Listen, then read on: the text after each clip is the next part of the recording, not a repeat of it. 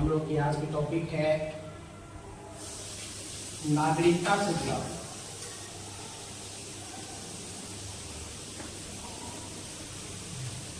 नागरिकता नागरिकता समझाने से पहले हम आपको एक छोटा सा बात बता रहे हैं। छोटी है लेकिन बहुत बड़ा सी। बोलिए सर। जैसे हम आपको पिछले क्लास में समझा दिए हैं, मौलिक अधिकार, मौलिक कर्तव्य है ना, राज्य की नीति निर्देशक तत्व, इन सभी के बारे में बता दिया गया है। आज की टॉपिक नागरिकता से जुड़ा हुआ है ना। तो ये सारे चीज मिला है आपको संविधान में, लिखित है। अपना भारत देश का संविधान लिखित संविधान है, जो सभी देशों से बड़ा संविधान है ना। तो सब कुछ मिल गया है ना। लिखित संविधान में सारे चीज का वर्णन है, यानी एक पूरी खजाना आपको दे दिया गया है। एक बूढ़ा व्यक्ति था, ठीक है, एक बूढ़ा व्यक्ति था और अपनी मृत्यु के कगार पे था। यानी अब उसकी मृत्यु आज होगी, कल होगी, अपने अंतिम क्षण में जा चुका है। लेकिन उस बूढ़े बाप को अपने पुत्रों की चिंता, मृत्यु के कगार पर है, लेकिन उसको अपने पुत्रों की चिंता उसको सता रहा है।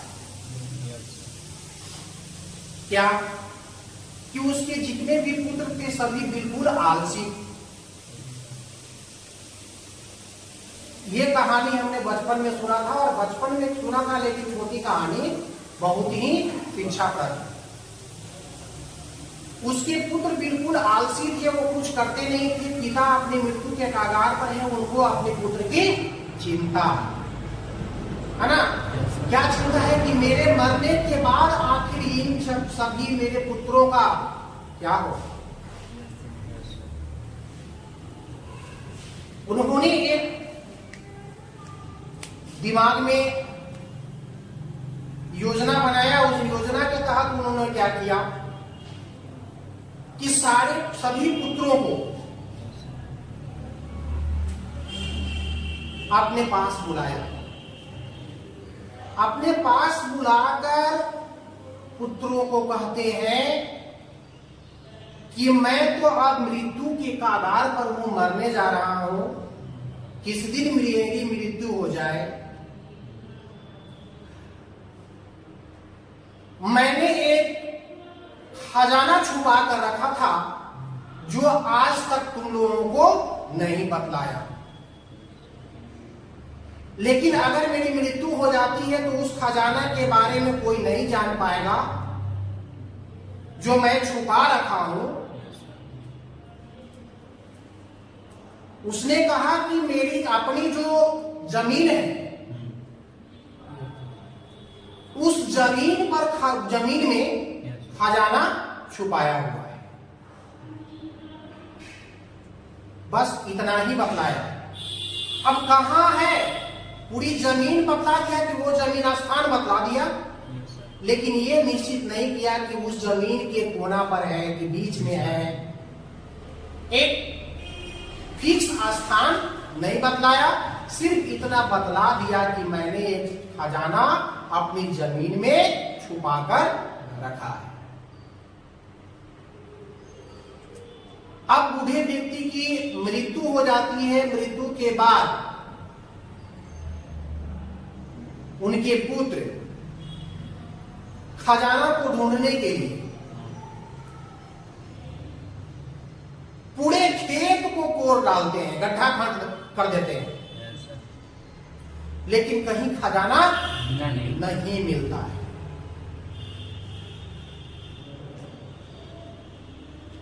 एक बूढ़ा व्यक्ति दूसरे बूढ़े व्यक्ति ने उन लोगों को एक राय दिया, दूसरा बूढ़ा व्यक्ति ने राय दिया कि बेटा अब आप इसमें एक बीज बो दो। आपने तो पूरे खेत को कोड़ डाला है ना, यानी कि जिस तरह से किसान अपने खेत को जोतते हैं ना, तुमने पूरे खेत को जोत डाला, अब इसमें बीज डाल दो। तो उसमें बीज उसके बूढ़े व्यक्ति का पुत्र ने डाल दिया। कुछ समय बाद देखा गया कि उसमें फसल अच्छी हुई। तो जिस समय फसल अच्छी हुई तब जो आलसी बेटा था उसको ये एहसास हुआ कि सब खजाना जो है जमीन के अंदर नहीं था, जो पिताजी कुछ बतला करके गए हैं, खजाना यही है जो आज मिल रहा है। तो उसी तरह से आप देखिए अब क्या हो गया कि आपको संविधान में, हम लोग टॉपिक क्या कर रहे थे, नागरिकता, लेकिन एक सीख आपको, छोटी सी कहानी के माध्यम से ये दे रहे हैं कि आपको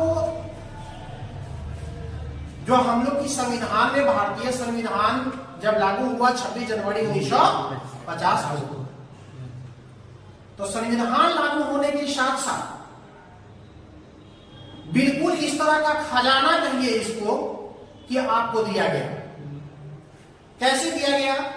आपको राज्य के नीति निर्देशक तत्व के बारे में समझाया गया, दिया गया, संविधान में उल्लेख किया गया। प्रत्येक नागरिक का क्या कर्तव्य है, मौलिक कर्तव्य, वो भी समावेशित किया गया। प्रत्येक नागरिक का क्या मौलिक अधिकार है, आपको कई प्रकार का अधिकार दिया गया है ना। तो सारे चीज आपको दे दिया गया, मौलिक अधिकार दिया गया, मौलिक कर्तव्य दिया गया, वो भी एक खजाने के समान है। ठीक है। अब यहां हम लोग चर्चा कर रहे थे क्या कि नागरिक जो है, हर एक व्यक्ति जो भारत में रहते हैं यानी निवास करते हैं, वो प्रत्येक व्यक्ति भारत के नागरिक है। ठीक है, प्रत्येक व्यक्ति भारत के नागरिक हैं। नागरिकता भी जुड़ा हुआ है कि नागरिकता एक विशेष सामाजिक, राजनीतिक, राष्ट्रीय या मानव संसाधन समुदाय का एक नागरिक होने की अवस्था है ना। नागरिकता क्या है? एक नागरिक होने की अवस्था है। नागरिकता भारतीय संविधान की संघ सूची में शामिल किया गया है। ठीक है, नागरिकता को भारतीय संविधान के संघ सूची में शामिल किया गया है। एक होता है राज्य सूची, एक संघ सूची और एक समवर्ती सूची, है ना। तो इस संघ सूची में नागरिकता को शामिल किया गया है। नागरिकता भारतीय संविधान की संघ सूची में शामिल है। ठीक है ना। इसको नागरिकता को आपके प्रश्न हो सकता है, हम आपसे पूछ सकते हैं कि नागरिकता किस सूची के अंतर्गत आता है, तो जवाब होगा संघ सूची, है ना।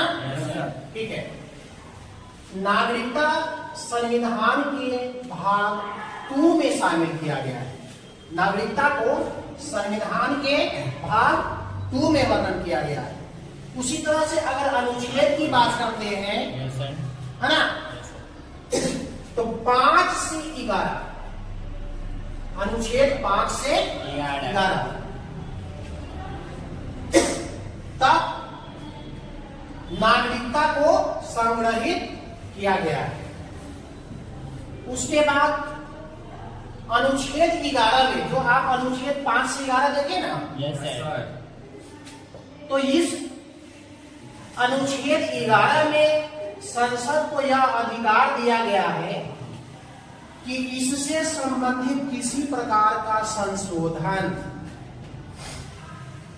ठीक है, यस सर, संशोधन समझते हैं ना, सुधार, किसी भी प्रकार का संशोधन संसद के द्वारा बहुमत के आधार पर किया जा सकता है, ठीक है। यस सर, यानी कि नागरिकता संबंधी अगर किसी भी प्रकार की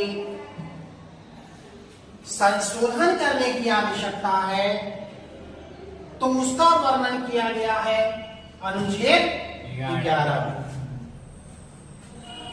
उसके बाद 26 नवंबर 1949 में, ठीक है, यस सर, नागरिकता से संबंधित प्रावधान को, यस सर, नागरिकता से संबंधित प्रावधान को लागू किया गया,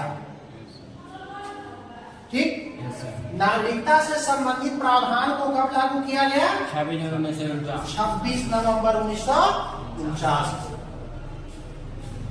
अब नागरिकता, है ना, यस सर, नागरिकता के बारे में आप समझ गए कि नागरिकता क्या है। तो नागरिकता जो है वो एक नागरिक होने की अवस्था है ना, यस सर, कि हम भारत के नागरिक हैं, है, ठीक। यस सर, अब नागरिकता प्राप्त करने की पद्धति, जैसे नागरिकता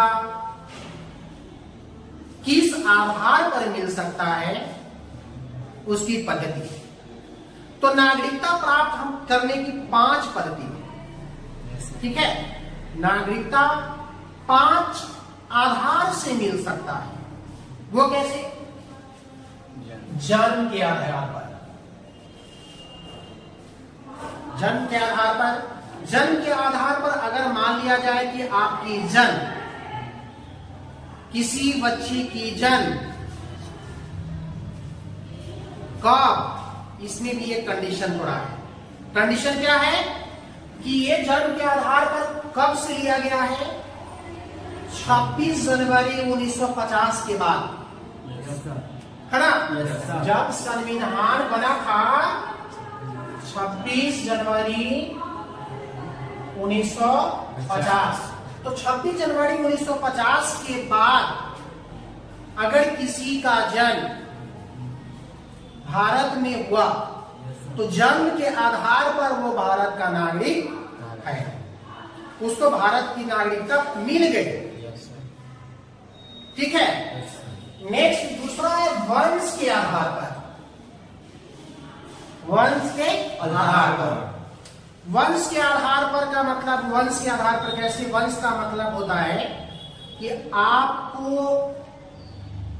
जो पहली पीढ़ी है ना, आपके पिता, आपके पिता के पिता, पिता के पिता कौन? दादाजी। फिर दादाजी के भी पिताजी होंगे, यस सर, तो ये चल रहा है, वंशज चल रहा है, वंशज। यस सर, तो वंश के आधार पर, वंश के आधार पर भारत की नागरिकता मिलेगा, ठीक है।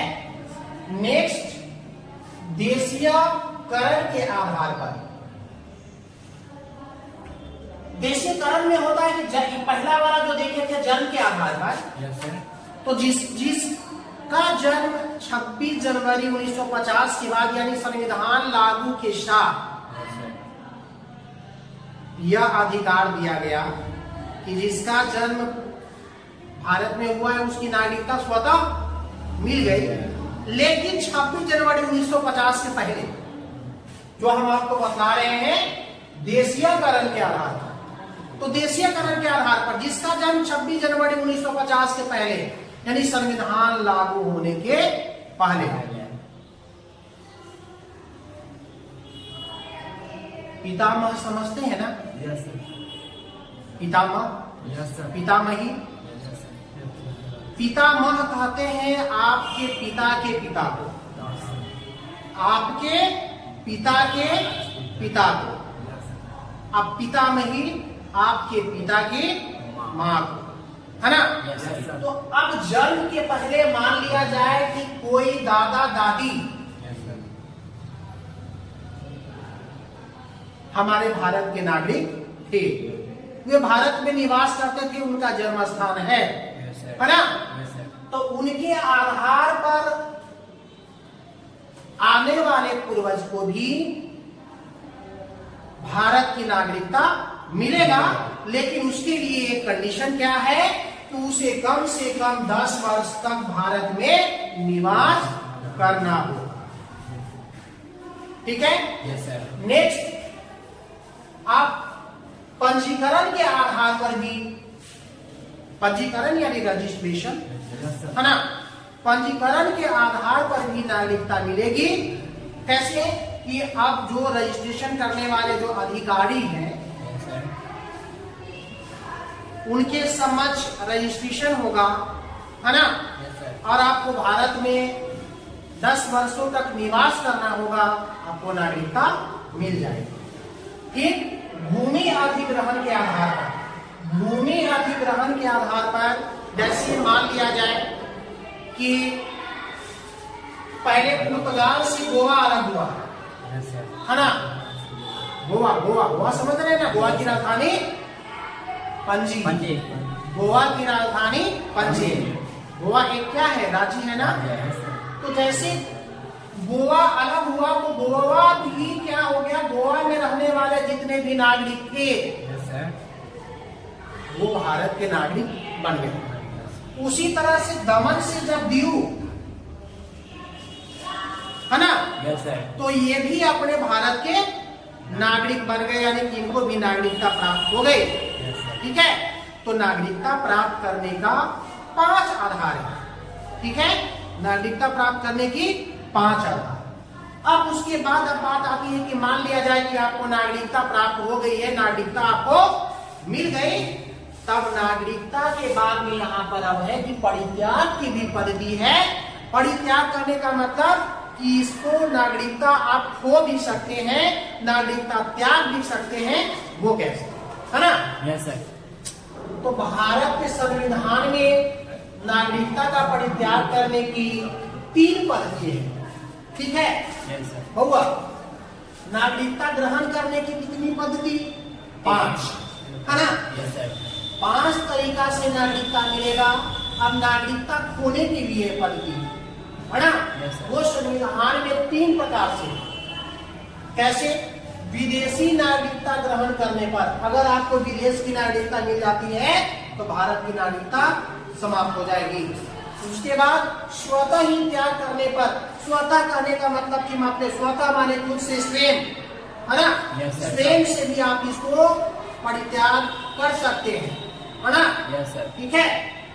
उसके बाद तीसरा है सरकार द्वारा समाप्त करने पर, सरकार भी आपकी नागरिकता समाप्त कर सकती है, लेकिन ऐसे ही नहीं, कुछ स्थिति है, उस स्थिति के दायरे में आते हैं तो नागरिकता आपको सरकार समाप्त कर देगी।